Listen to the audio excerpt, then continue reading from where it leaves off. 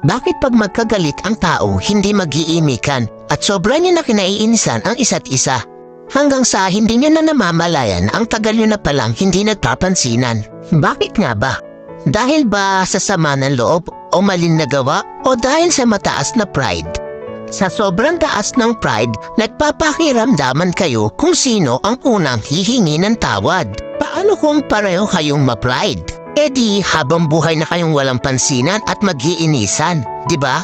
Alam niyo ba ang kasabihang, it's better to lose your pride because of your love than to lose your love because of your pride?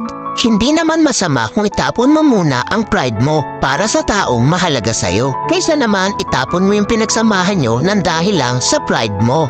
Wala namang masama o mawawala kung ikaw ang unang lalapit o iimik. Ika nga ang nagmamataas ang siyang ibinababa at ang nagpapakumbaba ang siyang itinataas.